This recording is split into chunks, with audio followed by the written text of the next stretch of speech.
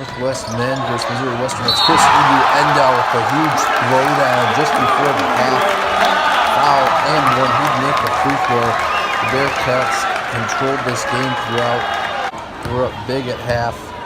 Here's second half action. Justin Pitts making the first half of a one-on-one free throw. He missed the second. Up 70-50. Final few minutes here. Gonna work the ball around. And Devontae Mosby, who recorded his 1,000th career point in this win, is going to take the pass right here and lay the ball in. He finished with 10. Now here from players and coaches. It's pretty sweet. It's a good accomplishment. Obviously, we all can't do it as fast as Justin, but it's cool. I don't know, that's what you work for. You work to produce and compete. It's just something cool to have. Justin, you guys were able to come out and get on top of them right away. You guys didn't let up. Just talk about how easy it makes the rest of the game when you guys get out to it early like that. I think it's just easy because the way we practice. We practice all week and we come on and we try to concentrate more and more each game and get better each day. So that just makes it easier coming out and concentrate more. Anthony, just kind of talk about your game. You had 19 points, and you also kind of started out pretty good. You really kind of led the team at the beginning. It was like a big game. It felt good. I was just taking what the defense was giving me. My teammates always got confidence in me, so I just try to go out and play with energy and just take what they give me. Justin, if you could just kind of talk about what the mindset is with this team, getting up to, you guys are number 2 in the country. How much do you guys take pride in that versus how much do you guys even really talk about that at all? Well, as a team, personally, that's a big thing for us. But like I said, we just come out and try to get better every day and try to just keep improving each game. Anthony, how well were you guys playing defense to start the game or throughout the first half when you held them to 28% shooting? I thought we were playing really good. I thought we were locked in. Coach Mack always talks about defense, and lately in practice we've been going through the process of doing little things like throwing your hands, talking, boxing out, and I feel like we've really been trying to focus on that. When you saw that dunk by Chris, you guys had a pretty cool reaction. I guess talk about that moment and what you guys thought about that. Oh man, that was crazy. At first I was checking in and I was just like, when he went up, I was like, oh, he's about to get hurt. And then he dunked on me. I was like, oh. So it was really exciting. It's such a big inning. You guys can answer this. It was such a big lead in the second half.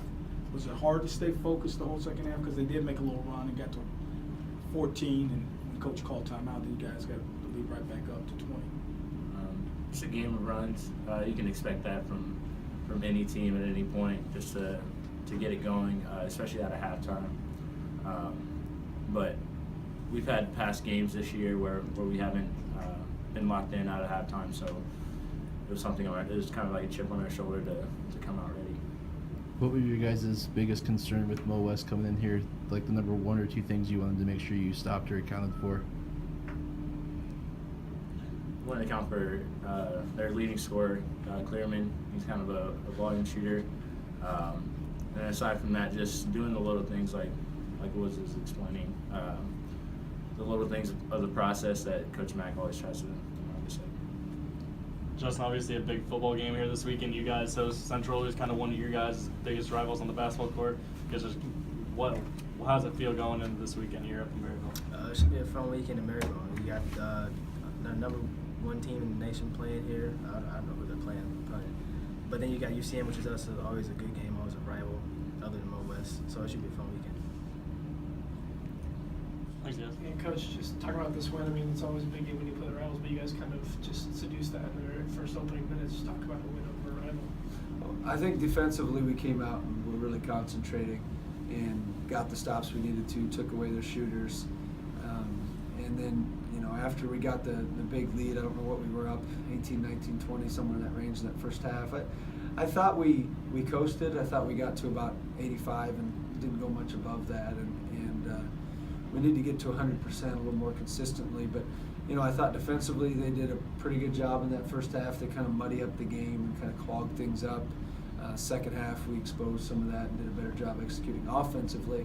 Defensively, we weren't quite as good, but the thing with that is when they're down, it makes it easier to hit shots. And so some of that's just the natural, they hit shots, and some of it was, we were at about 85%. You've been preaching to this team about performing in the second half. How would you grade the second half as opposed to where you want them to be? Well, the start was excellent, and I thought we executed offensively much better. I still think we can go to another level, but it's difficult because when you have such a big lead, the natural tendency for the other team is to play extremely loose because they've got nothing to lose. So some of those shots that normally wouldn't fall. And so it may be just that the other team's just playing loose, and we're just kind of coasting in, and then they make a little run at us, and that's that. But we sustained our lead and did a good job, I thought. Anthony scores you guys' first 9 points. Was it designed to kind of go to him early, or did the dominoes just kind of fall that way? A little bit. I think in the past, so sometimes we play guys that don't necessarily shoot a lot of threes. We played Matt Wallace a few years ago, and then obviously Anthony doesn't shoot a ton of threes. And what teams do is they don't guard him. They just essentially help the whole time off of him. Well, that favors us. We figured out how to do that. The first few times that teams did that to us, it was very difficult to go against. It was just strange. And now we've kind of figured out, and that's why that is. They essentially don't guard him until he catches the ball, and then when he catches the ball, it's too late. Mosby reached 1,000 career points. Talk about what that's like to see as a coach for you.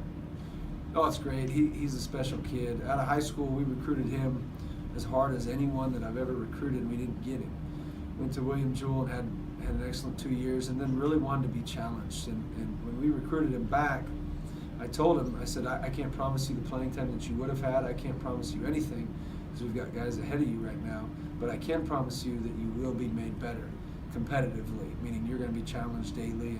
And he loved it. He loved that and came here, and he's been nothing but great for us. The 8-0 start ties your best start here at Northwest. Just talk about this year and how good you guys have been.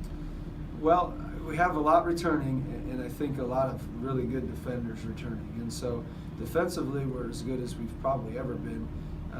Offensively, we're still trying to work through some of the kinks. I think statistically, we're pretty good.